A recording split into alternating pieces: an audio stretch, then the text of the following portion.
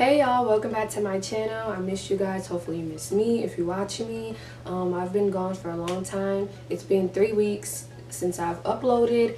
I have to deal with finals for college, and then I have to deal with my sister's graduation, so it took 3 weeks of my time. And of course academics come first. But yeah, and if my hair's wet, ignore it. I just re-dyed my hair. So today's video is going to be junior college athlete versus a D1 athlete, and I have experience with both, so I can really tell y'all the differences and how it was for me personally. So I am Juco product, and I'm not afraid to say that. So that means that I started college and junior college, and I started my track in junior college as well for 2 years, and then I moved on to D1 for the remaining years.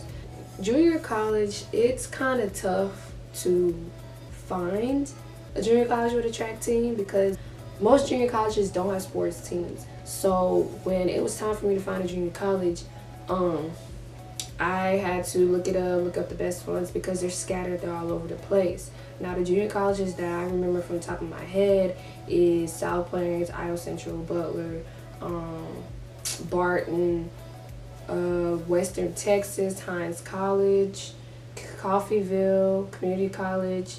I may be missing some more. I know I'm missing more, but I just can't think of them right now. But they're literally scattered all over the place.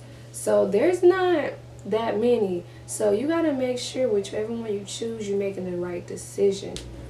So as we know, junior colleges is not a Division I school, so it's definitely going to be smaller. All the junior colleges I went to, I actually went to 3. I didn't mention that at the beginning. I went to Butler, Iowa Central, and South Plains. So the size is fairly different. The living condition is different. Yeah, it's not the same. So don't expect to get this huge school with a lot of people, because it's not. Even some junior colleges don't even have football teams. Some of them don't have basketball teams. They don't have all sports teams. When I was at South Plains, they only had a track team and a basketball team, and I think rodeo, some horse team, and that's it. Academics. So okay, this is probably one of the most important things is academics. For junior college, it's not hard to get into junior college academic wise. Of course, I think, do they have requirements? They have requirements. I think it's a 2.0, if I'm not mistaken. I don't think there's really much requirements, but academics isn't a big thing. Of course, versus D1, there are a lot of academic. Of course, whatever school you choose, you gotta have a certain GPA, you gotta have a certain SAT, ACT, and as being an athlete, you of course have to maintain good grades. That's just period. Of course, it's like that in high school. It's gonna be the same way in college. So those are the differences. Like when you go to D1, like especially if you come to Baylor, Baylor academics is tough in my opinion. Like you're gonna be living and breathing in your books. So as far as academics on the D1 side, I know that you have to maintain, I know when I look at my papers, you have to maintain a 2.0. So I know here at Baylor, I don't know how it is for other D1 schools, but I know here at Baylor, the way the conference is for the Big 12s is, like, I transferred here, and you have to have a certain amount of credits done in a certain major. So when I came here as a junior, I had to have 60% of credits done in a certain major. My major in junior college was photography. They didn't have fashion design, so I couldn't do that. So when I transferred over, I wanted to do fashion design, but I wasn't able to do that and compete. So just make sure that the junior college that you have has your major, and that whatever D1 that you choose, make sure they have your major as well. That way your credits can transfer over and you won't have to deal with that. So before I get into the track, I want to talk about like the things that occur, such as events, parties. Do you have fun? Do I have fun? Did I have fun at junior colleges? I would say that it depends on the college that you go to. because certain colleges are in certain towns and cities. Like when I was at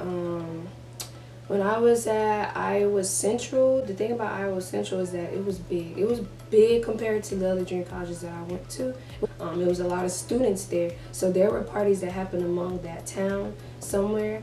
As far as Butler, it's close to Wichita. So when we wanted to go get lit or have fun, we would go to Wichita and go have fun. South Plains, it was near Lubbock, so it was by Texas Tech. So if we wanted to go to a party, we'd go to Texas Tech. I would say, as far as parties, even though that could not be a reason, but I just want to let y'all know the social side. As far as parties, you could find a party. You could still have fun.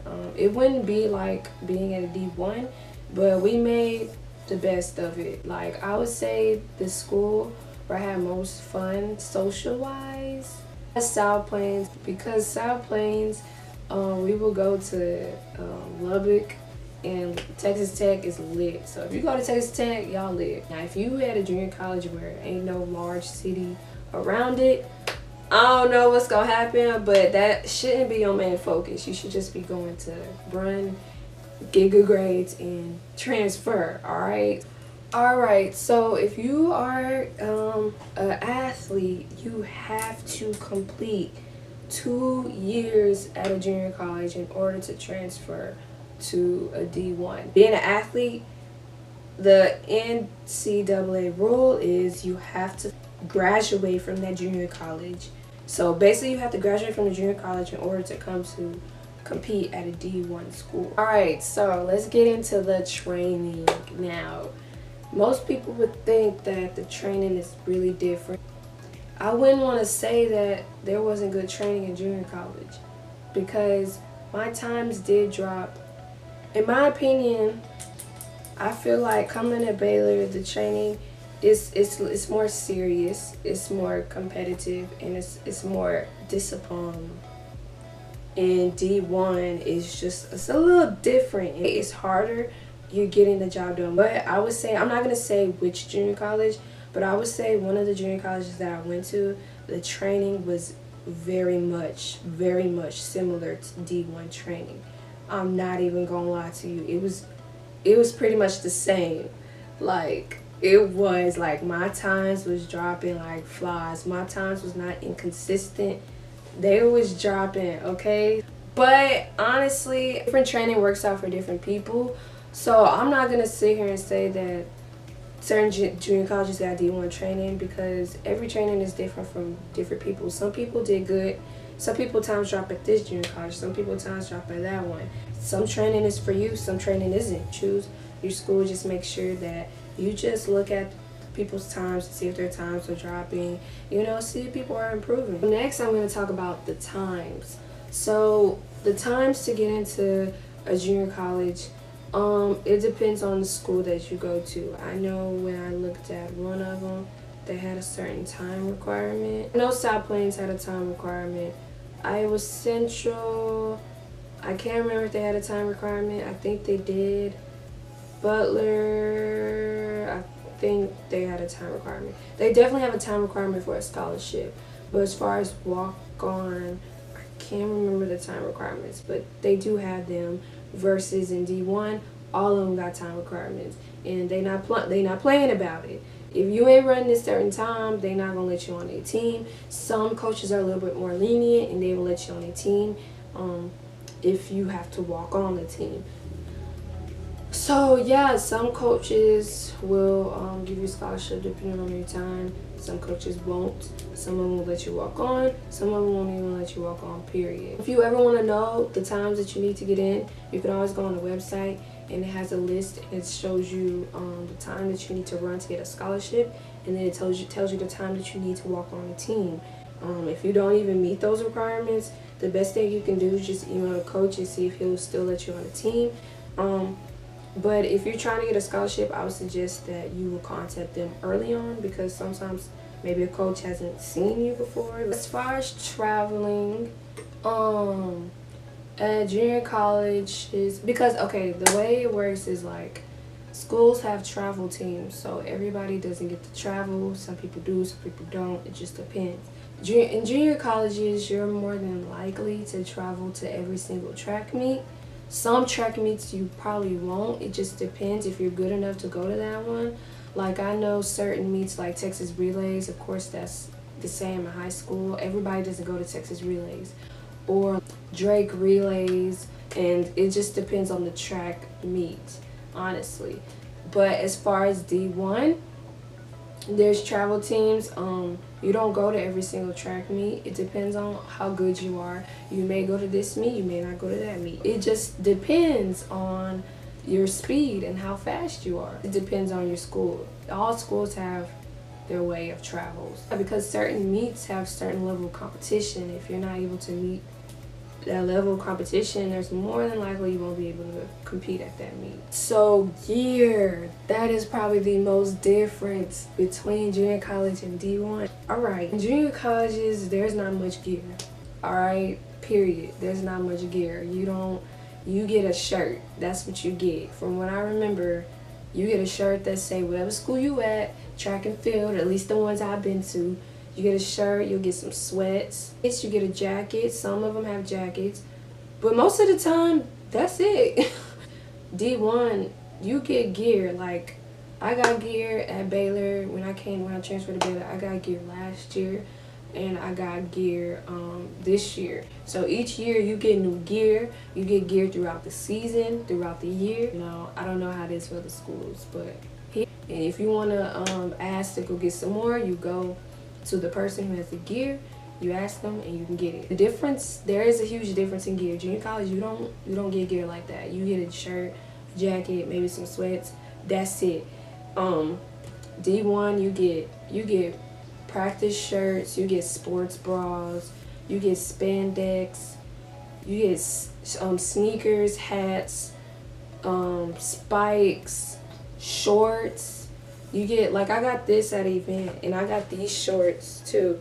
You get shorts, you get sweats. Like, y'all, when I make my other video, I'm gonna show y'all, I'm gonna show y'all all the gear that you get. You get a backpack, all that good stuff. So you get a lot of gear in D1, okay? But if you're seriously considering to start junior college, don't feel wrong, don't feel bad, don't feel like, dang, like I'm gonna suck. No, you're not, because I feel like most of the time, a lot of people sleep on junior college athletes because they're just as good as D1 athletes. Because at one of my schools, they was tearing up all the D1 schools. Like, for instance, at South Plains, there are a lot of my teammates then are pro now.